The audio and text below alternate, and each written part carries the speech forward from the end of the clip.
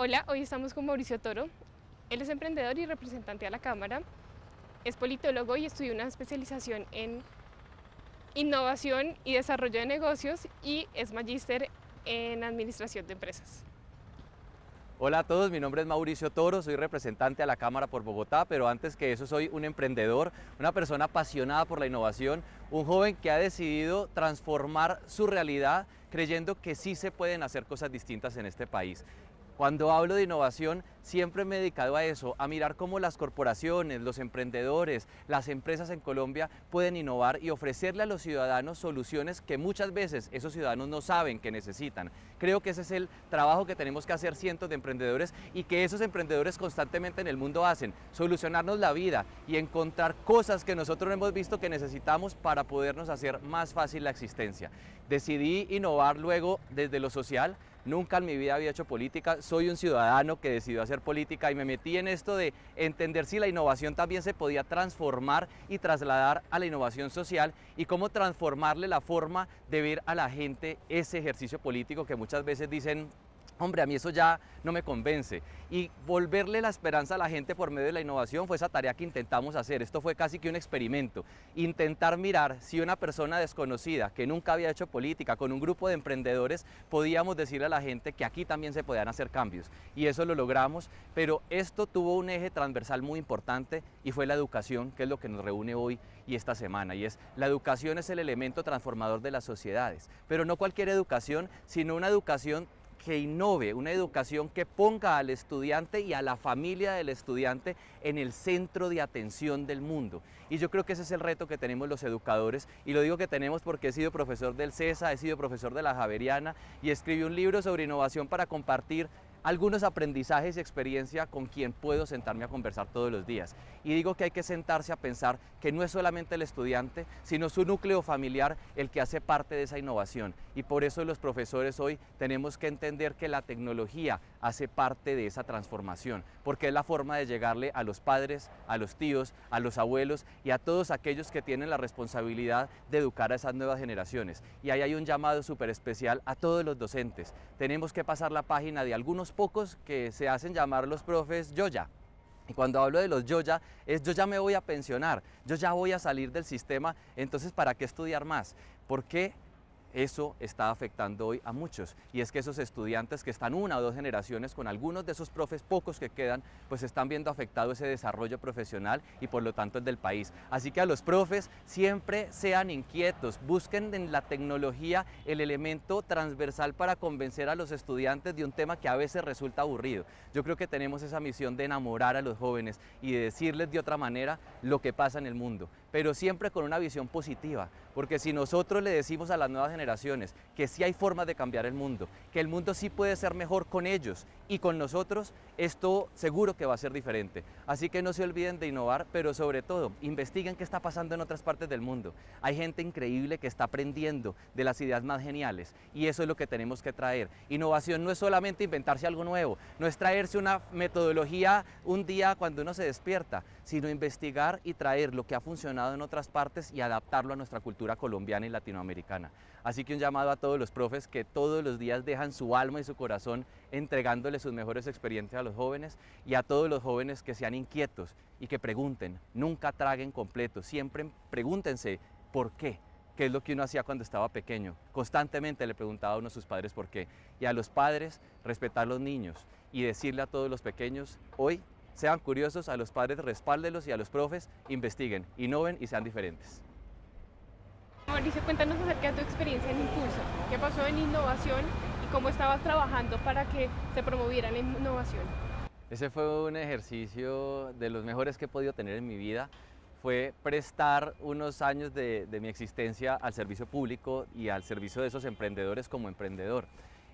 Primero, para poder decirle a una entidad del Estado que usualmente no entendía dentro de sus convocatorias esa realidad de los emprendedores que quieren innovar, pero que el sistema a veces no está adaptado para esos cambios, y era entrar para hacer esa transformación y demostrar que el aparato público también podía adaptarse a esa innovación constante de los emprendedores, y la misión entre tantas no solamente era financiarlos, no solamente era encontrar los mecanismos para darles oportunidades y disminuirles barreras, sino encontrarlos a ellos, a esos innovadores que estaban transformando la forma de hacer empresa en Colombia. Y ahí encontramos cientos de emprendedores de todas las regiones del país. Una señora que admiro increíblemente, ella tiene una empresa que se llama Nutrisoya del Pacífico, está en Tumaco y se encarga de hacer hamburguesas, embutidos con productos del mar, y los especia y los aliña con productos propios de su región, sin conservantes y sin ningún elemento químico que puede mantenerse mucho en la nevera sin tener que utilizar elementos que a veces destruyen el cuerpo.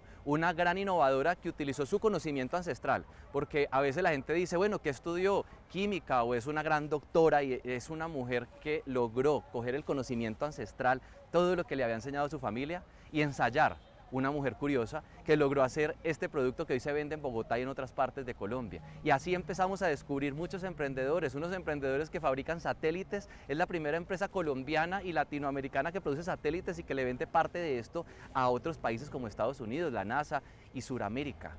Esos personajes marcan el destino, es decir, demuestran que sí se pueden hacer las cosas e inspiran a otros porque son altamente innovadores. Tuvimos un programa increíble, esto fue una innovación, queríamos tener un programa de televisión por primera vez parecido a lo que todos conocen hoy, que se llama Shark Tank. El gobierno en su momento nos dijo, miren, esto no lo podemos hacer, el gobierno no puede invertir plata en un programa de televisión, y me busqué la manera, ya que la franquicia no la podía traer por lo costosa, de demostrarle al gobierno que esto no era un gasto sino una inversión, que en la medida en la que otros emprendedores en televisión en sus municipios vieran a otros emprendedores, ese que está pensando todos los días, tengo una idea novedosa pero no me atrevo, se podía inspirar y decir si él pudo yo. No pudimos traer Shark Tank, pero hicimos Misión Impacto, un formato a la criolla, trabajado entre nosotros con RCN, un formato que adaptamos para Colombia y se daba los domingos a las 8 de la noche, casi 10 capítulos, pasaban 40 emprendedores por unas puertas increíbles donde tenían que demostrar innovación social, cómo tenían sostenibilidad financiera y por qué esto era de talla global. Porque siempre para innovar hay que pensar que esto le puede servir al mundo y no solamente a este espacio donde nosotros estamos en ese momento. Ahí logramos ese programa y fueron muchas otras cosas más, descubriendo innovadores en todos los sectores de Colombia. Luego de eso me dediqué a generar innovaciones para solucionarle la vida al mundo. Y esto fue una idea, después de unos tragos con unos amigos, de cómo hacerle a las personas que van a un evento la vida más divertida. Y además, cuando se va a acabar el evento, uno a veces dice, bueno, ¿y qué hacemos con los amigos? Son las 5, ya se va a acabar, ¿para dónde vamos? Y poderles dar esa ruta de, hoy hay muchas personas y emprendedores que tienen negocios que puedes visitar a esta hora y te vamos a dar unos descuentos y empezar a generar tracción e interacción entre los asistentes a los eventos. Y esa es una empresa que pude crear con un grupo de amigos ensayando. Porque es que la innovación al final se trata de ensayar, de arriesgarse, de intentarlo, de tener mucha pena, pero salir caminando con la mirada en alto y decir, nadie se va a acordar mañana que yo me equivoqué y tuve un accidente. Listo. Sabemos que fuiste reconocido por la Cámara de Comercio por una innovación. Cuéntanos acerca de esa experiencia. Y eso fue, creo que en el año 2010, hubo un concurso, era la Semana Global del Emprendimiento en Colombia, y había un concurso que financiaba en ese momento una gran multinacional que hoy ustedes seguramente deben conocer porque es la que produce los aceites y la comida rápida más grande, y es una de las más grandes de Colombia.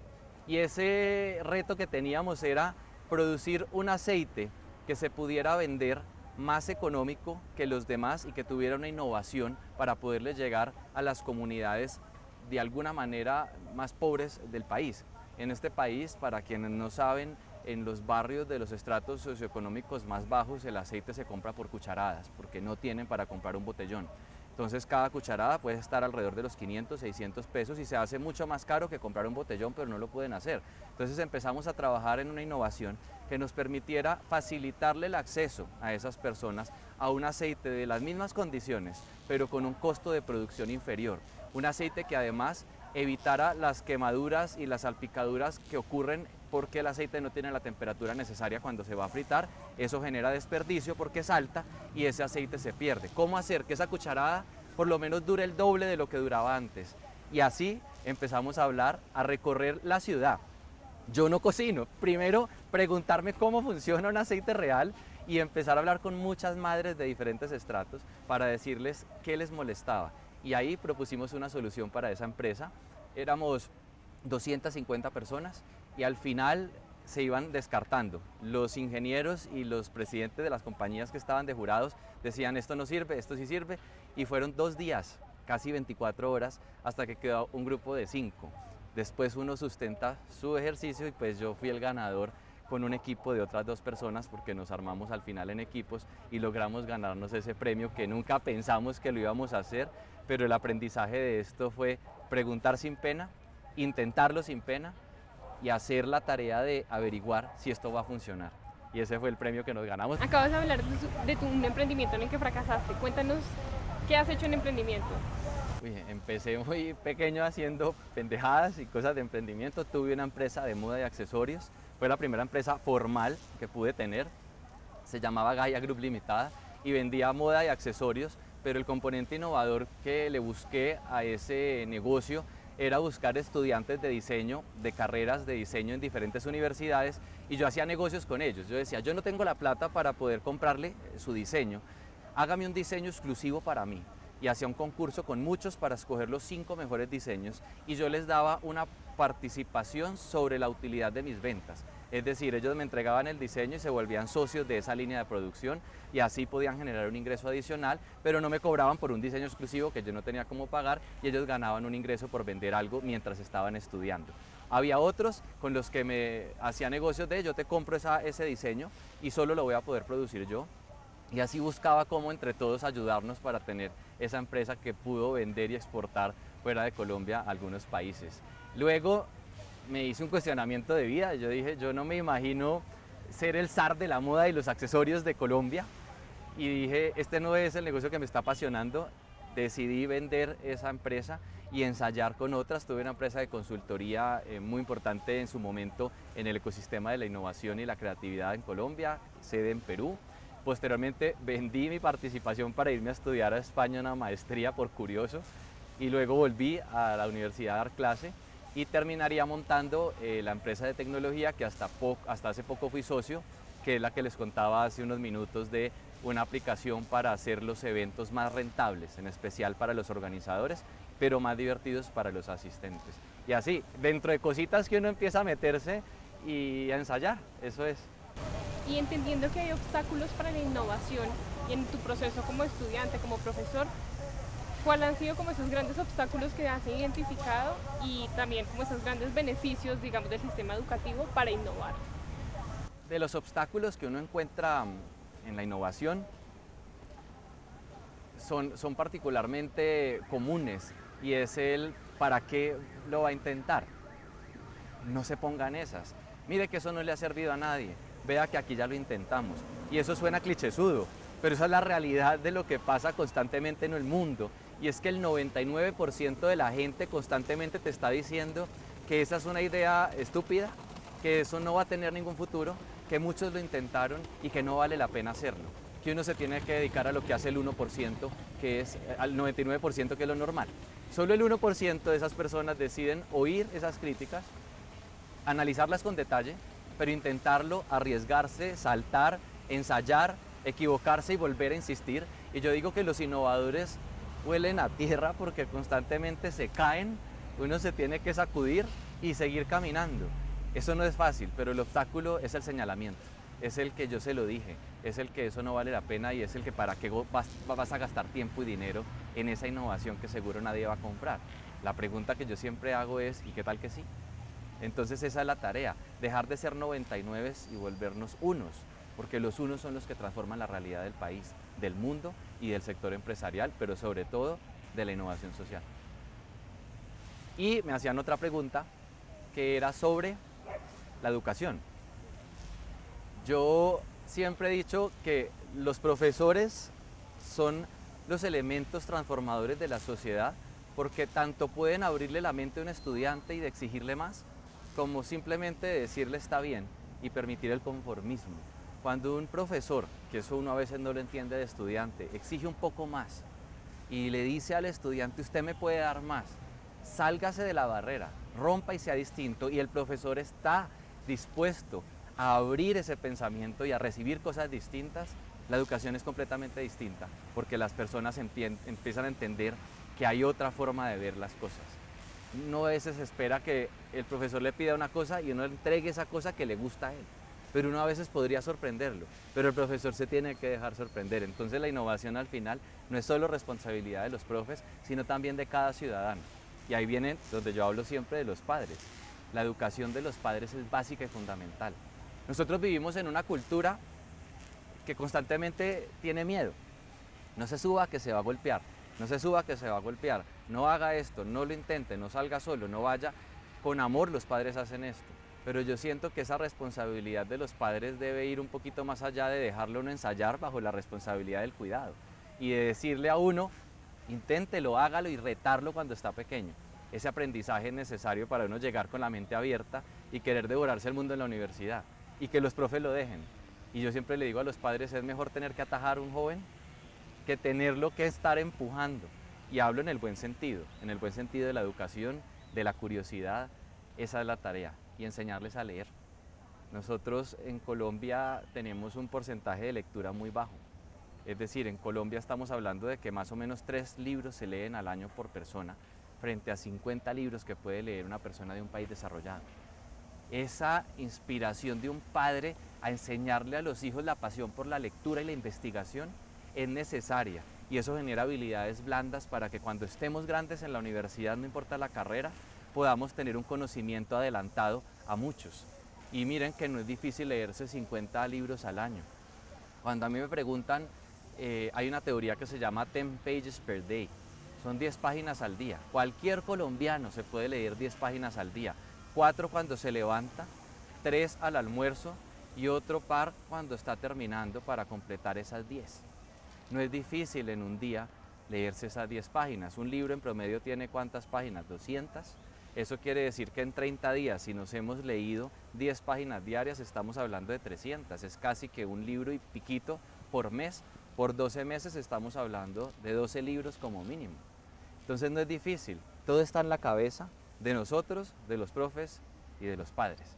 Así que es eso, es tratar de decirle a los educadores, inspiren y demuestren que nosotros podemos dar más de lo que nos piden.